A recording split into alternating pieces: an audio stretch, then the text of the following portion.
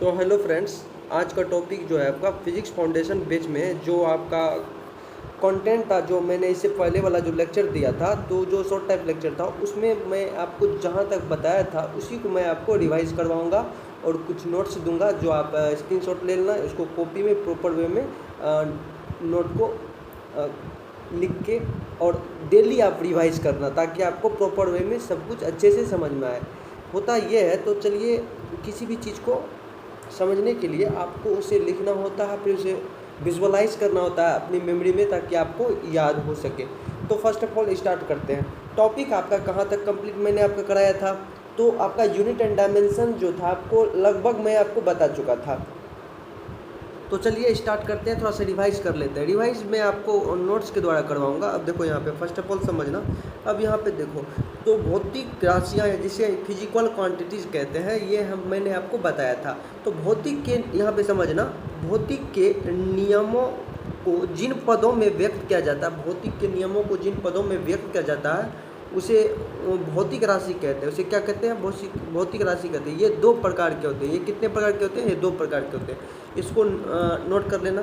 तो पहला, दो प्रकार में पहला कौन कौन? पहला समझना, जैसे कि भौतिक राशियों में पहला हो गया मूल राशियाँ जिसे हम बेसिक क्वांटिटी कहते हैं, और दूसरा हो गया व्युत्पन्न राशि जिसे हम ड्राइव क्वांटिटी कहते हैं। तो अब देखो, मूल राशि यानी बेसिक क्वांटिटी क्या होते हैं उसके बारे में समझते हैं। वे राशि जो स्वतंत्र मानी जाती है, वे राशि जो स्वतंत्र मानी जाती है मूल राशि कहलाती है। क्या कहलाती है? मूल राशि कहलाती है। यहाँ पे समझना, मूल राशि कहलाती है। इसको नोट कर लेना। अब एग्जाम्पल कैसे, चलिए समझते हैं। फर्स्ट ऑफ ऑल समझना, जैसे कि लंबाई हो गया, द्रव्यमान हो गया और समय हो गया। अब ये देखिए, एक तरह का स्वतंत्र इसे माना जाता है। ये राशि है जो स्वतंत्र जिसे मानी जाती है उसे मूल राशि कहते हैं, बेसिक क्वांटिटी कहते हैं। तो एज इट इज़ यहाँ तक आपका कॉन्सेप्ट जो है क्लियर हो गया होगा। अब दूसरा समझना, व्युत्पन्न राशि। व्युत्पन्न राशि जो है यानी ड्राइव क्वांटिटी, वे वो तक, यहाँ देखो, वे वो तथ्य राशि जो मूल राशि के सहायता से व्यक्त किया जाता है व्युत्पन्न राशि कहलाती है।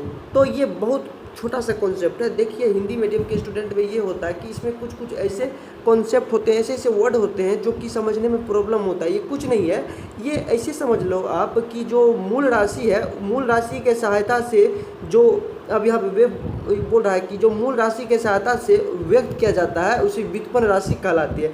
उदाहरण के तौर पे जैसे समझना, आयतन हो गया। अब देखो कैसे, तो चलिए समझते हैं। अब मान के चलिए यहाँ पे ये आपका जो है आयत एक तरह से। अब यहाँ पे देखो आयत है एक तरह से, ठीक। अब इसमें आयतन क्या होता है यानी वॉल्यूम समझना, जिसे हम इंग्लिश में वॉल्यूम कहते हैं। इसमें पानी डालें, हम क्या डालें? पानी डालें। अब पानी इसका आकार ले लेगा, इसका रूप ले लेगा। अब देखो पानी जो है, अब पानी का कॉन्सेप्ट यहाँ पे एक चीज़ समझना, जो पानी जो वॉल्यूम छेकेगा, जितना उसका आयतन होगा, पानी का जो आयतन होगा वो अपने अनुसार वो अपना जगह छेक लेगा। तो क्लियर एज इट इज़, यहाँ तक आपको समझ में आ गई होगी बात। तो मैंने पढ़ा था कि जो ड्राइव क्वांटिटी है ये मूल राशि के सहायता से व्यक्त किया जाता है। मूल राशि जैसे लंबाई चौड़ाई जो होता है, जैसे लंबाई चौड़ाई द्रव्यमान समय, ये सब जो है ये मूल राशि में आ जाते हैं। तो उसका तो कुछ ना कुछ लंबाई होगा, उसके सहायता से ये बना है। तो इसी को हमने कहा जो है ड्राइव क्वांटिटी है। थोड़ा सा इमेजिन करना तो आपको समझ में आ जाएगा। तो बस यही छोटा सा टॉपिक है, बस आपको समझ में आ गया। तो चलिए अब यहाँ पे आगे बढ़ता हूँ मैं। इसको आयतन हो गया, घनत्व हो गया, क्षेत्रफल हो गया। अब इसका एरिया जो हो गया, ये हो गया, इसका क्षेत्रफल हो गया। तो ये क्षेत्रफल किस तरह से हम बताएंगे? जैसे एक आयत है, तो जैसे आयत का क्षेत्रफल किस प्रकार से बताते हैं? तो उसके लिए लंबाई होता है, चौड़ाई होता है, ऊंचाई होता है। तो लंबाई चौड़ाई जो ये इस प्रकार से लंबाई सब जो है ये क्या होते हैं? ये बेसिक क्वांटिटी है यानी मूल राशि है, और मूल राशि के सहायता से जो बनता है उसे व्युत्पन्न राशि कहते हैं। बस आपको इस बार आपको परफेक्टली समझ में आ गया होगा। आई होप यहाँ तक आपको समझ में आ गई होगी। अब देखो मूल राशि के मात्रक को मूल मात्रक कहते हैं, जैसे कि बेसिक यूनिट समझना। तथा व्युत्पन्न राशि के मात्रक को व्युत्पन्न मात्रक कहते हैं, ड्राइव यूनिट कहते हैं। इसे भी नोट कर लेना, ये तो बहुत ईजी है याद करने वाले। पूरे विश्व में पाए जाने वाले प्रमुख मात्रकों की पद्धति, जैसे कि पूरे विश्व में पाए जाने वाले प्रमुख मात्रकों की पद्धति के बारे में समझेंगे, जो पूरा विश्व में पाया जाता है, जो उसके बारे में समझेंगे। जैसे कि फुट पाउंड सेकेंड, जिसे FPS पद्धति कहते हैं। ये सब मैंने आपको बताया था फुट पाउंड सेकेंड के बारे में। FPS सिस्टम, इसे हम क्या कहते हैं? FPS system. इस पद्धति में लंबाई का मात्रक फुट, इस पद्धति में लंबाई का मात्रक फुट और द्रव्यमान का मात्रक पाउंड में, और द्रव्यमान का मात्रक पाउंड में, और समय का मात्रक क्या होता है? सेकंड में होता है। समय का मात्रक किसमें? सेकंड में होता है, सेकंड में होता है। और इस पद्धति को ब्रिटिश पद्धति भी कहते हैं। और एग्जाम में आपको क्वेश्चन अगर इस तरह से पूछा जाएगा, निम्न में कौन ब्रिटिश पद्धति है, तो नीचे में दिया जाएगा CGS सिस्टम, MKS सिस्टम, इस तरह से बहुत सारे सिस्टम होंगे। तो उसी में आएंगे, एक ऑप्शन होगा FPS सिस्टम, यानी कि फुट पाउंड सेकेंड सिस्टम। तो आप ऑप्शन जो FPS सिस्टम है उसमें आप टिक करोगे। तो चलिए यहाँ तक आपका समझ में आ गया होगा। अब देखो सेंटीमीटर ग्राम सेकेंड, यानी कि CGS system, centimetre gram system. इस पद्धति में लंबाई का मात्रक मीटर, द्रव्यमान का मात्रक जो है किलोग्राम, और समय का मात्रक जो है सेकेंड है। तो इस सिस्टम जो है पद्धति को मीटर पद्धति भी कहते हैं। और इस पद्धति को क्या कहते हैं? मीटर पद्धति को मीटर पद्धति कहते हैं। तो आई होप यहाँ तक आपको समझ में आ गई होगी। अब अगला टॉपिक समझना है यहाँ पे।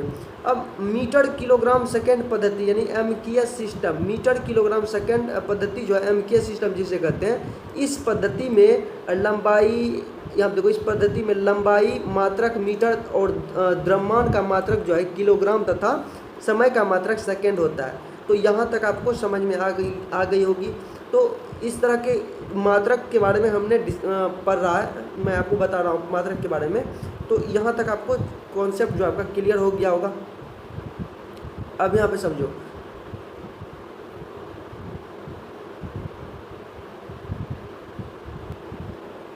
अब देखो यहाँ पे मात्रकों का अंतर्राष्ट्रीय पद्धति के बारे में देख लो, जैसे कि थोड़ा सा डिटेल में समझना।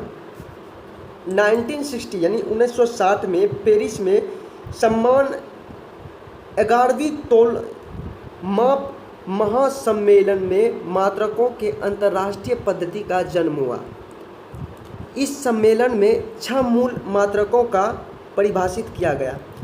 यानी कि आप ऐसे कह सकते हैं कि जो साइंटिस्ट सबका जो बैठक था एक तरह से हुआ, वहाँ पे बहुत पूरी दुनिया का बहुत सारे साइंटिस्ट आए वहाँ पे, और वहाँ पे पेरिस में वहाँ पे बैठक हुआ 1960 में। यानी कि this system has been given by on institute named general conference of weight and measure suited and sure near Paris in France. समझना, एक चीज़ समझना, देखो 1960 में जो बैठक हुई बहुत साइंटिस्ट का, तो उसमें यह कहा गया कि जो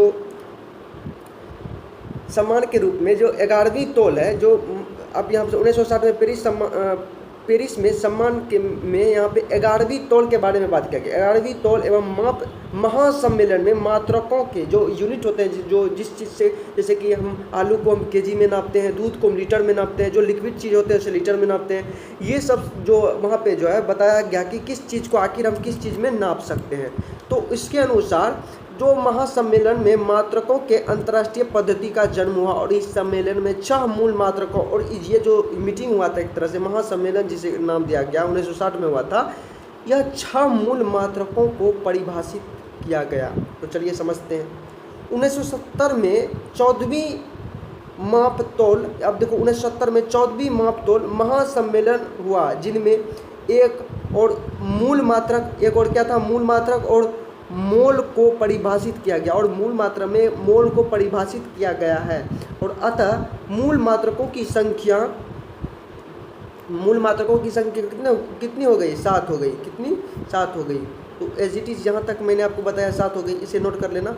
अब देखो मात्रकों के अंतर्राष्ट्रीय पद्धति के अंतर्गत ये सब मैंने आपको लिखा भी दिया है, जैसे कि इलेक्ट्रिक करंट को एम्पियर में मापते हैं। तो इस तरह से जो है आपको मैंने इससे पहले वाले जो टॉपिक था वीडियो में मैं उसको बताया था। ये आपका डेफिनेशन है जो मैं आपको नोट्स के द्वारा समझा रहा हूँ, ताकि आपको प्रॉपर वे में सब कुछ समझ में आ जाए। तो अब यहाँ पे मात्रकों के अंतर्राष्ट्रीय पद्धति के अंतर्गत ज्यामितीय, यहाँ पे समझना, ज्यामितीय के 2 राशि समतल कोण यानी कि प्लेन एंगल तथा धन कोण सॉलिड एंगल जो कि भौतिक राशि नहीं है, उन्हें संपूरक मात्रक के रूप में परिभाषित किया गया है।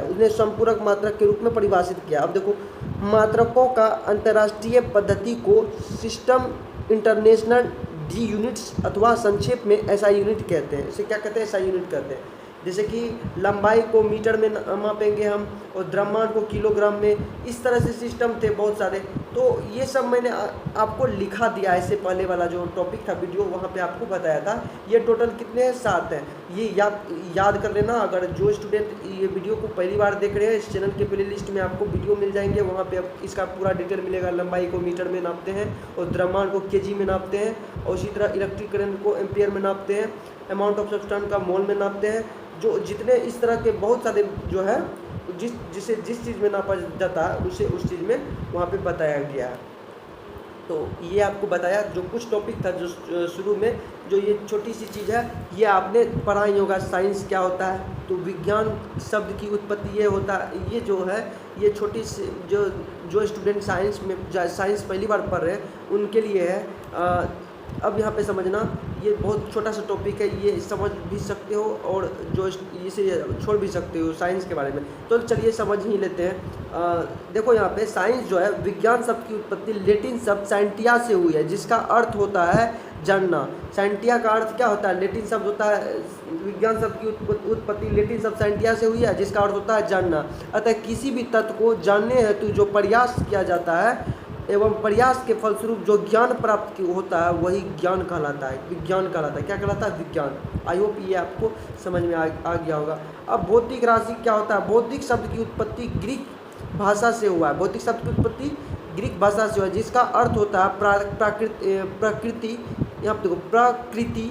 भौतिक ऐसा विषय है जो हमें प्रकृति और प्राकृतिक घटना के बारे में विस्तार से बताता है। तो ये अभी आपको समझ में आ गई होगी। ये छोटी सी टॉपिक थी। अब मात्रक के बारे में, जिसके बारे में मैंने आपको बताया अभी, इससे पहले वाला जो टॉपिक था वीडियो में, मैं वहाँ पे आपको डिटेल में बताया। वहाँ पे आप ये सब आपको वहाँ पे जाके देख सकते हैं। इसको आप नोट्स के रूप में आप इसे कॉपी में लिख सकते हो, ताकि आपको अच्छे से लगे। शुरू में ये लिखना, उसके बाद जो आपको टोटल स्टार्ट करना, इसे फर्स्ट में लिखना है। उसके बाद जिस तरह से बताया गया उसके अनुसार आपको लिखना है। तो अब यहाँ पे देखो, मात्रक यूनिट हो गया। विज्ञान मापन पर आधारित है। विज्ञान किस पे आधारित है? मापन पर। किसी भी क्वांटिटी की माप हेतु मानक माप की आवश्यकता होती है। किसकी? मानक माप की आवश्यकता होती है। इसी मानक माप को क्वांटिटी का यूनिट कहते हैं। इसी मानक माप को क्या कहते हैं? क्वांटिटी कहते हैं। होता क्या है कि किसी मापने का मतलब होता है कि किसी भी चीज़ को एक्यूरेट मापा जा सके, और एक्यूरेट मापा जा सके इसके लिए जो है छोटी से छोटी माप को मेजरमेंट किया गया। क्या कि थोड़ा सा का भी अंतर हो तो उतना ज़्यादा का अंतर न हो, लगभग उतना ही हो, और अगर उसे बड़ा में नापा जाएगा तो वो डिफरेंस बहुत बड़ा का हो जाएगा। तो आई होप यहाँ तक आपको समझ में आ गया होगा। जैसे जैसे आप पढ़ेंगे आपको आगे का टॉपिक आपको क्लियर होते जाएगा। अब देखो, किसी भी क्वांटिटी के परिमाण को दर्शाने हेतु दो बातों का पता होना आवश्यक है।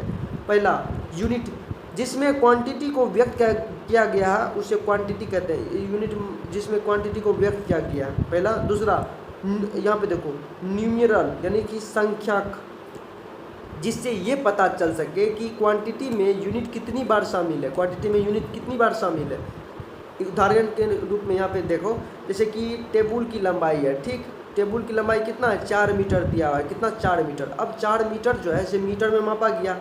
अब यहाँ पे न्यूमेरल और यूनिट क्या है? तो वो जो है वो दर्शाता है कि किस प्रकार से एग्जाम्पल में यूनिट को किस तरह से परिभाषित किया गया है। तो इसे आप आज का टॉपिक में यहाँ तक मैं आपको रहने देता हूँ। इसे डिटेल में आपको जानने के लिए आपको जो है इसका नेक्स्ट पार्ट आपको देखना होगा। जो है अब मैं इसको एक्सप्लेन करूँगा और आगे का टॉपिक मैं आपको बढ़ाने का कोशिश करूँगा। और मैं एक चीज़ बता दूँ, अभी का टॉपिक जो मैं आपको बता रहा था, तो इससे पहले जो वीडियो मैंने आपको बताया था डायमेंशन के बारे में बताया गया था आपको, वो आपको जो है पूरा डिटेल में बताया गया था, ताकि आपको किसी भी स्टूडेंट को कोई सा भी प्रॉब्लम ना हो। जिन स्टूडेंट को समझने में प्रॉब्लम हो रही हो वो पहले वाला वीडियो प्लेलिस्ट में जाके आप देख सकते हैं। जो फिजिक्स फाउंडेशन नाम के जो पेज है वहाँ पे आप जाके देख सकते हैं। तो आगे का टॉपिक नेक्स्ट वीडियो में मैं आपको बताने वाला हूँ। अगला टॉपिक में आपको जो है जो आपका आने वाला है, तो क्षेत्रफल के एरिया के बारे में बताऊँगा, वॉल्यूम के बारे में वेग के बारे में, गुरुत्वाकर्षण बल का जो है उसमें निष्कर्ष करेंगे, गुरुत्वाकर्षण बल में जी का बीमा निकालेंगे। ये सब चीज़ जो है आपको नेक्स्ट वीडियो में बताया जाएगा। तो आई होप आज के वीडियो के लिए बस इतना ही। इसका नेक्स्ट पार्ट मैं आपको फिर से नेक्स्ट वीडियो में लाऊंगा। तो अगर ये आपको अच्छा लगा तो अपने दोस्तों को ज़्यादा से ज़्यादा शेयर करें, लाइक करें और सब्सक्राइब करें, ताकि फिर से अगले वीडियो का नोटिफिकेशन आपके मोबाइल में आए और आप अच्छे से पढ़ सको। थैंक यू, धन्यवाद, जय हिंद। आप इसे कॉपी में ज़रूर से ज़रूर नोट कर लीजिएगा।